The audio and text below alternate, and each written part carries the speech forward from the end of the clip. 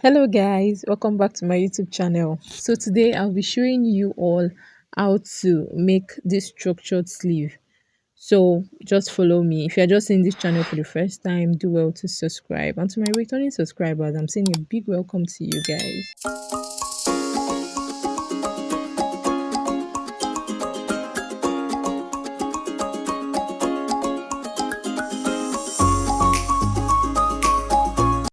The fabric I'm using for this structured sleeve is the veil net material.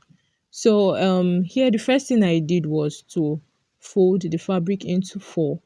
Then I folded it into two again. I don't know if that makes sense. I first folded it into four and then I folded into two. So the reason for that is that I wanted to cut both sleeves at once. Had it in mind to double each sleeve.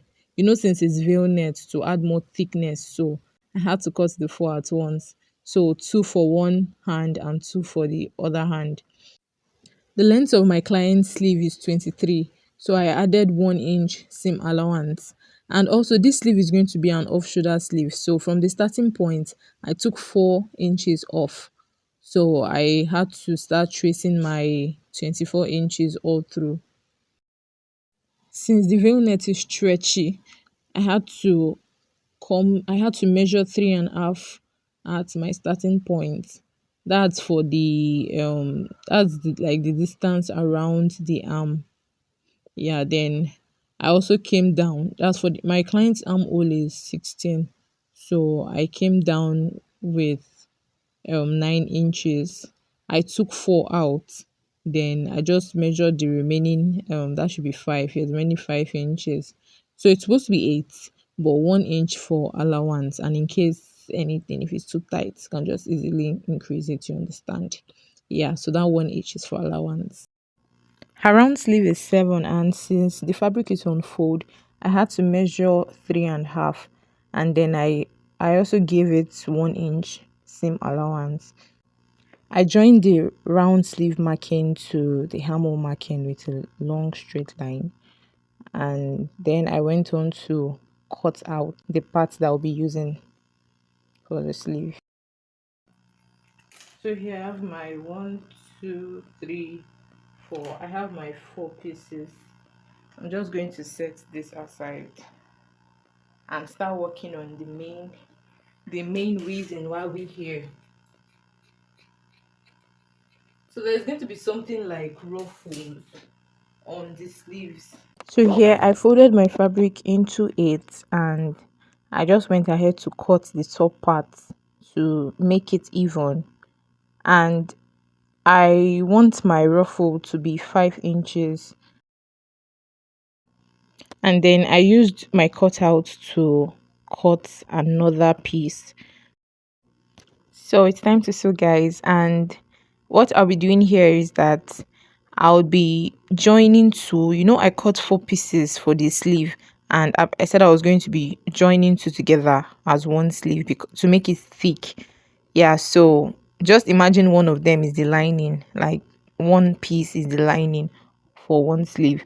So I'll be joining both, and what I'll just be doing is I'll be sewing the bottom part and the top part, and I'll also be sewing the sides of the sleeve. After I sewed the 4 parts, with exception of the armholes, I went ahead to start trimming. The essence for this trimming is just to make the sleeve relax. Like after I've turned it, so that it's going to be relaxed and it won't be puffy, puffy, puffy. Yeah, so that's just the reason. But if you don't want to, it's not. I don't think it's not compulsory. Yeah, well, it's best to do it. It just gives you a neat finish when you turn it, and just makes your sleeve to relax before you start sewing. After trimming, I went ahead to turn the sleeves inside out to the right side, and I just smoothened the sleeve out, and then I set aside. Then it was time to start working on my ruffles. I got my ruffles, and now the thing about this ruffle is that I sewed it, like I created the gathers or the ruffles at the center. That was what I did. I created the gathers at the center to form that illusion.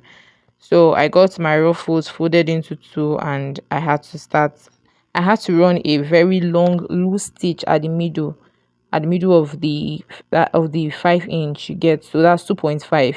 I had to run a long stitch from there straight down to give that illusion. So I have a video in my channel where I taught how to gather your fabric. So guys, if you don't watch that video, check it out. I'm going to put the link here because you're going to need that information for this in case you don't know how to. So guys, check that video on my channel because here I don't really do so much of expand of how I got the gathers done. So please watch that video. So I had to sew from the midpoint straight down. I gave it a loose stitch to form that illusion.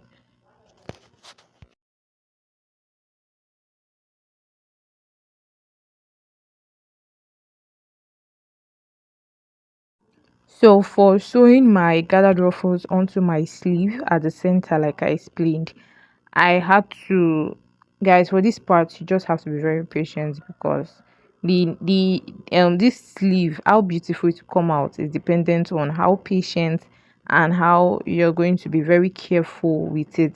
So like I said, I formed the gathers at the center of the long strips that I cut. So I just had to spread I just had to spread the ruffles so that you see that line, long stitch you gave where you formed your gathered illusion. That's where you're going to be sewing on, guys. Do you understand? That's where you're going to be sewing on. So you're just going to try as much as, like, so that it's not going to look like it's a double stitch. Yeah, you can later remove the stitch at the end, but I didn't do that. So but you just have to make sure that you're sewing on that stitch and you are very patient. You just have to keep adjusting and adjusting. That's what I was doing here. And I had to join the two ruffles I created. I had to join them to one sleeve. So I went ahead to place my sleeve wide open. Then I also placed my gathered ruffles at the center. These gathered ruffles are going to be placed at the center of the sleeve, like that's the position. I had to later place two in one. That's two gathered ruffle piece in one sleeve. Yeah, so at this point I didn't know I was going to do that, so I was just trying to make the ruffles fit into the sleeve, like the sleeve length, but it was not giving what I was expecting. So I had to later change my mind and I just did two ruffles in one. And then for the other sleeve, because I didn't cut two initially, I had to go back to cut extra two ruffle pieces.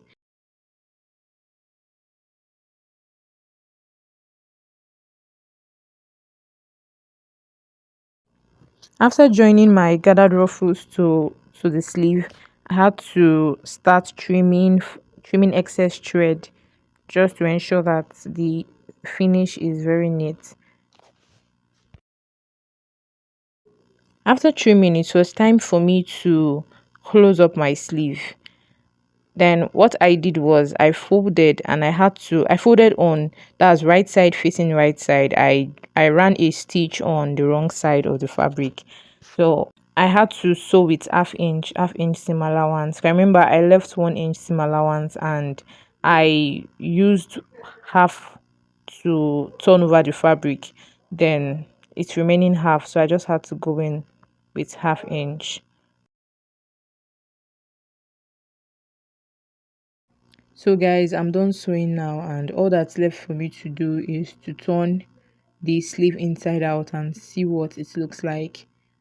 So guys, this is what my sleeve is looking like, and I tried it on. Well, it didn't fit me because it's not my sleeve.